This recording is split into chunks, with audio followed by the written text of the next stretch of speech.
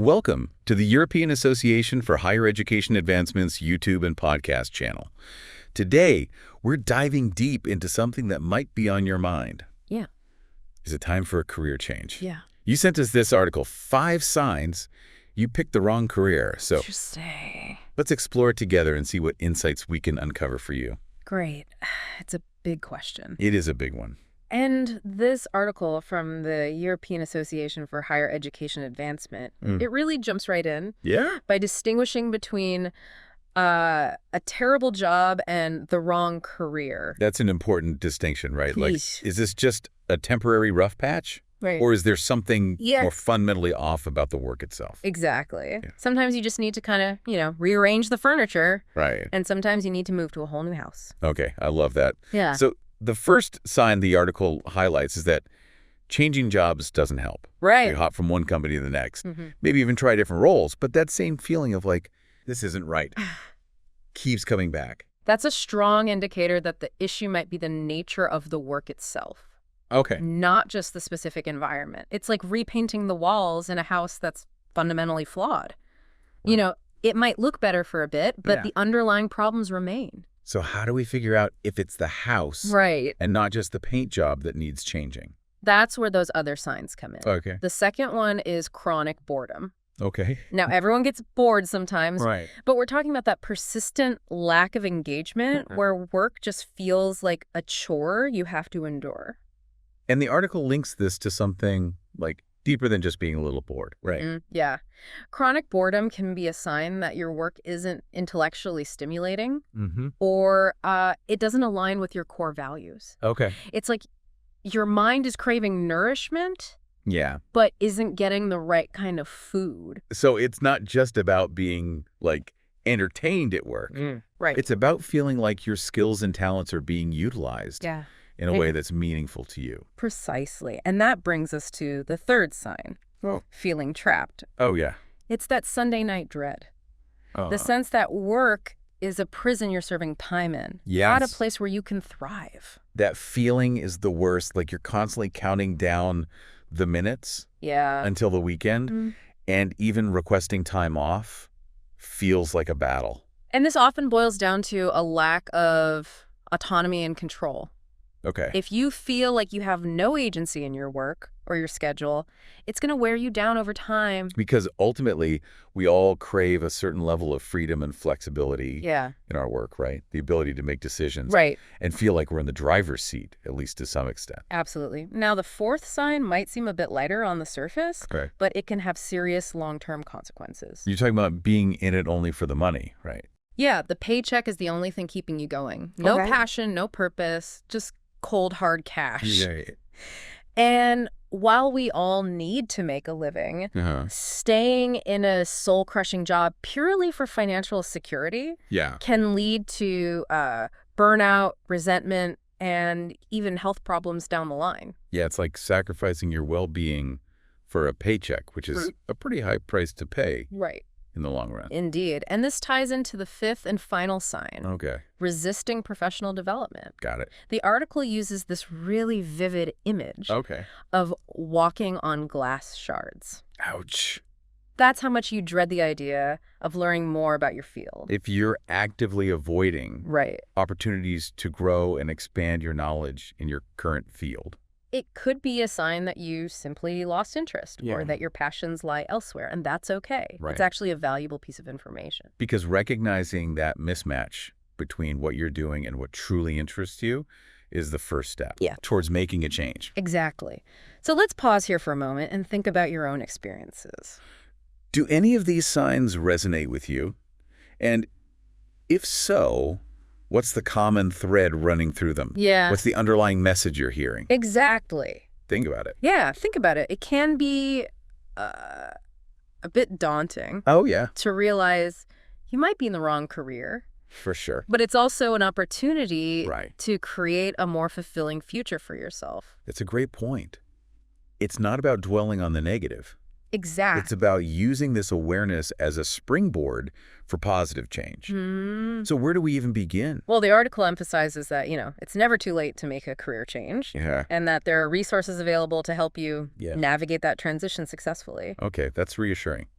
But I think a lot of people, myself included, Yeah. might feel overwhelmed by the sheer number of possibilities out there. Right. How do you even start narrowing down the options? It all starts with self-reflection. Taking the time to truly understand what's important to you. Like what? What are your values? Yeah. What are your passions? Yeah. What kind of work environment would make you feel energized Okay. and engaged? It's like creating a personal roadmap, right? Identifying your non-negotiables. Yeah. And then using those as guiding principles when exploring Exactly. different career paths. And there are a lot of resources out there to help you with this process. Like what kinds of things? Career counseling, online assessments, Okay. informational interviews. Oh, yeah? These can all provide valuable insights Mm. and help you clarify your goals. I think a lot of people underestimate the power of simply talking to others Yes, who are already doing the kind of work that they're interested in. absolutely. Reaching out to people in your network or even connecting with strangers online can give you firsthand perspectives Right. on what it's really like Yeah. to work in a particular field. It's about getting beyond the idealized version Exactly. and understanding the The nitty-gritty yeah. reality of a career. And another important thing to remember Yeah. is that you don't necessarily have to start from scratch Right. when making a career change. Okay. You can often leverage your existing skills and experience Yeah. in new and unexpected ways. That's such an important point. I think sometimes we get so focused on what we don't know Right? that we forget to consider all the valuable assets Exactly. we already bring to the table. For example, Yeah. someone with a background in customer service Right. might excel in a role that requires strong communication and interpersonal skills, Yeah. even if it's in a completely different industry. It's all about reframing your experiences Right. and seeing them through a new lens. Now, I know the practical aspects of a career change can feel daunting. Questions about money retraining, the potential disruption to your life are all valid concerns. For sure. It's definitely not something to jump into lightly, Right. especially if you have financial obligations Yes. or other commitments. But it's also important to remember that Yeah. there are often ways to mitigate those risks. Like what? You can explore scholarships, Right. grants, Huh. or other forms of financial aid to Right. support your transition. And you can also consider a gradual approach. Yeah. Perhaps taking on freelance work or part-time projects in your new field That's a great idea. while still maintaining your current job. It's about finding creative solutions Right. that work for your individual circumstances. Yeah. And at the end of the day, investing in yourself and your career Right. is one of the best investments you can make. Because ultimately, you're investing in your long-term happiness and well-being. Exactly. You're choosing to live a life that's aligned with your true self, Yes. rather than settling for a career that simply pays the bills. And that shift in perspective Right. can be incredibly empowering. Absolutely. So as we wrap up this part of our deep dive, Yeah. I want to emphasize that the article doesn't offer Right. like a list of specific careers No. or tell you exactly what to do. And that's intentional. Right. It's not about providing a one-size-fits-all solution, Yeah. but about encouraging you to embark on your own journey of self-discovery. It's about empowering you to find the path that's right for you. Exactly. One that aligns with your unique skills, passions, and values. Yeah. Okay, so we've talked about the signs you might be in the wrong career Right. and explored some resources for change. Yeah. Now, let's get to the heart of it. Like, Okay. how do you actually figure out what the right career might be for you? That's the million-dollar question, isn't it? It is. And there's no easy answer. Right. No magic formula. Yeah. But I think the article hints at a really interesting approach. I'm all ears. Tell me more. Instead of getting bogged down in lists of job titles or trying to predict, like, the hottest careers of the future, Yeah. what if we approached it from a more creative, Okay. almost playful Playful. perspective? Okay, I'm intrigued. How does that work? Imagine this. Okay. You have a blank canvas in front of you Mm-hmm. representing your ideal workday. Okay. No limitations, no practicality. For now, just Okay. pure imagination. Okay. What do you see? What are you doing? Who are you interacting with? Ooh. I like this. So, okay, so on my canvas, Yeah. I'm definitely outdoors, Okay. maybe by a lake, Yeah. surrounded by trees. Nice. There's a gentle breeze. I'm writing something, I but it's not emails or reports. It's something I'm genuinely passionate about. love that. And there are people around engaged in like lively discussions. We're all learning and creating together. That's a beautiful image, and it tells us so much already. Nature, creativity, collaboration, intellectual stimulation. These are key elements of your ideal work life. So what now?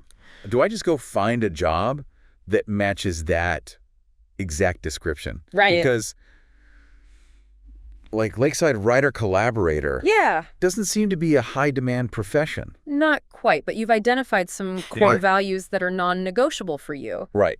Now you can start looking at careers Okay. through the lens of these values. So instead of focusing on like specific job titles, I'm looking for environments, tasks, or industries Exactly. that align with what truly matters to me. Does a career allow for some degree of outdoor work? Okay. Does it involve creative problem solving? Uh-huh. Does it foster a sense of community and intellectual growth? Yeah. These become your guiding questions. This feels much more empowering than just trying to fit myself Right. into a predefined box. Exactly. It's about shaping my career around what I value, Yes. not the other way around. And that's where the real fulfillment comes from. Right. Because even if the perfect job doesn't exist, you can create a career that feels meaningful and authentic to you. This has been such an insightful deep dive. It has. Wouldn't you say, listener? I would. We started with those warning signs. Yeah. Explored resources. Yeah. And now we're ending with this amazing exercise No, right? of envisioning your ideal workday. It's so powerful. It's a powerful reminder that you have the power to shape your career Yes. and create a work life that truly aligns with who you are. You got it. So keep exploring, keep learning, keep dreaming, and never stop believing in the possibility of finding a career that brings you joy, Yeah. purpose, and that feeling of truly being alive. Absolutely. Please don't forget to follow the European Association for Higher Education Advancement on YouTube and social media.